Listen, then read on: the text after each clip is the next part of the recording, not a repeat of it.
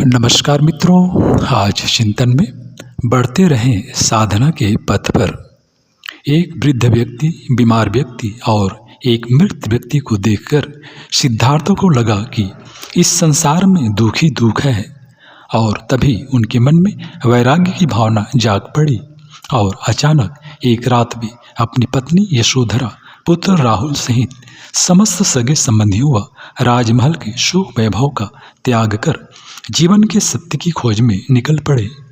वर्षों तक तप साधना करते हुए अंततः उन्हें एक पीपल के वृक्ष के नीचे परम ज्ञान की प्राप्ति हुई और वे सिद्धार्थ थे, तथागत बुद्ध हो गए।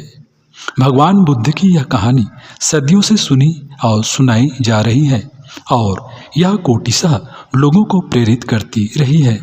पर बुद्ध की यह कहानी सुनने और सुनाने में, पढ़ने और पढ़ाने में तो बहुत सरल और आसान प्रतीत होती है, पर यह कहानी किसी के जीवन में उतनी ही सरलता से घटित नहीं होती।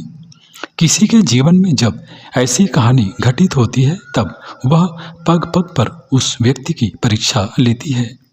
प्रकृति पग पग पर उसकी तपस्या की, साधना की, धैर्य की, पात्रता की परीक्षा लेती है, तब जाकर कोई सिद्धार्थ बुद्ध बन पाता है।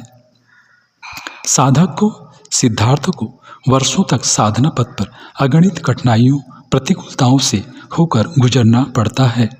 और जो साधक, जो सिद्धार्थ साधना पथ की चुनौतियों, कठिनाइयों, प्रतिकूलताओं, संघर्षों को धैर्य व संयम पूर्वक सहता हुआ आगे बढ़ता जाता है, अंततः उसे विजय श्री प्राप्त होती है, उसे अपने लक्ष्य की ओर प्राप्ति होती है। सिद्धार्थ को बुद्ध बनने में भी अगणित कठिनाइयों का सामना करना पड़ा। घर परिवार, राजमहल के सुख वैभव को छोड़कर सिद्धार्थ ने सत्य की खोज में स्वयं को समर्पित किया तो स्वाभाविक ही था कि उन्हें अनेकों कष्ट, कठिनाइयों से मुकाबला करना पड़ा।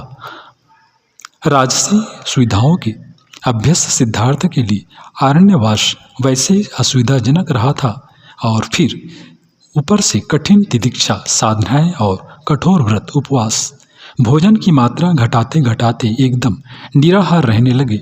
वस्त्र इतने कम हो गए कि दिशाएं ही वस्त्र बन गईं। फिर भी लक्ष्य भी दूर ही रहा। कभी मन में यह विचार भी आता कि मन की शांति ही त्रिमिक तृष्णा है, साधना करने से क्या लाभ। पर इन विरोधी विचारों के बीच से गुजरते हुए भी वे लक्ष्य की ओर अग्रसर होते रहे। सर्दी, गर्मी, धूप, बारिश, भूख, प्यास आदि को सहते हुए अग्रसर होते रहे। पर कठिनाइयाँ, विषम परिस्थितियाँ ऐसी थीं जो समाप्त होने का नाम ही नहीं ले रही थी। अस्तु आखिरकार लंबे समय तक कष्ट, कठिनाइयों को सहते हुए, झेलते हुए अब सिद्धार्थ का धैर्य भी जवाब देने लगा था। जिस धैर्य का संबल पकड़कर वे साधना समर में उतरे थे, वह अब जवाब देने लगा और उनका मनोबल, संकल्प डगमगाने लगा। और जो सिद्धार्थ साधना पथ पर अब से पूर्व अग्रसर हुआ जा रहे थे, वे विचलित होने लगे और घर वापस लौटने की तैयारी करने लगे। जब वे घर की ओर लौट रहे थे तो रास्ते में एक ठंडे जल की झील आई। झील के किनारे खड़े होकर वे उसे देखने लगे। तभी उनकी दृष्टि एक गिलहरी पर पड़ी जो बार बार झील में डुबकी लगाती, बाहर आती, रेत में लौटती और पुनः झील में डुबकी लगाने के लिए दौड़ पड़ती। यह देखकर बुद्ध को बड़ा आश्चर्य हुआ।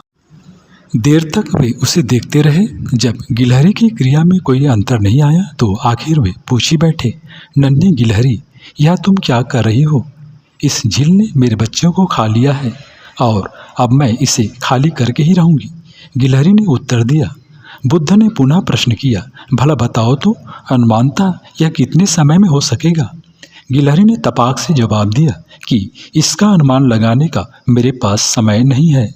इस जन्म में तो संभव नहीं है, भले ही ना हो, पर मैं अपने काम को अधूरा छोड़कर भागूंगी नहीं। परंतु इतना तो निश्चित है कि इस प्रकार चुल्लू चुल्लू भर पानी निकालकर मैं अपना काम तो पूरा करने की ओर बढ़ती ही रहूँगी। गिलहरी की यह कहकर अपने काम में पुनः लग गई कि मेरे पास बातें करने का समय नहीं है, मुझे काम करने दो। गिलहरी की इन बातों को सिद्धार्थ ने कानों से तो कम, हृदय से ही अधिक सुना और उनका खोया हुआ आत्मविश्वास पुनः लौटाया। उनकी अंतः चेतना से यह आवाज़ आई कि यह नन्ही सी गिलहरी भी अपनी सामर्थ्य, समय और क्षमता का विचार किए बिना आजीवन इस बोझिल कार्य को पूरा करने के लिए प्रतिबद्ध है, तो मैं ही क्यों ना जल्दी हार मान लूं, जबकि मेरा लक्ष्य तो सुनिश्चित है और उस लक्ष्य की ओर मैं काफ़ी हद तक आगे बढ़ चुका हूँ। उन्होंने बीच में ही अपना विचार बदल दिया और पुनः तपस्थली की ओर लौट गए। वे आकर उस तपस्थली पर पुनः आसीन हुए और यह संकल्प लिया कि जब तक मैं सत्य की प्राप्ति न कर लूँ तब तक अपने आसन से उठूंगा नहीं। सत्य की प्राप्ति होने तक मैं अपने आसन पर ही आसीन रहूंगा, तप करूंगा, ध्यान करूंगा और सत्य की प्राप्ति करके रहूंगा। इस प्रकार गिलहरी ने उनके जीवन का एक नया अध्याय खोल दिया। सिद्धार्थ पुनः ध्यानस्थ हो गए और उस समय तक साधना में लगे रहे जब तक उन्हें निर्वाण प्राप्त नहीं हो गया। उस दिन पूर्णिमा की रात्रि थी। पूर्णिमा के पूर्ण चंद्रमा की तरह उनकी साधना पूर्ण हुई और उनके हृदय में सत्य का प्रकाश ज्ञान बनकर वैसे ही उतर आया जैसे कि आकाश में चंद्रमा निकलता है। उन्हें बोध प्राप्त हुआ, ज्ञान प्राप्त हुआ।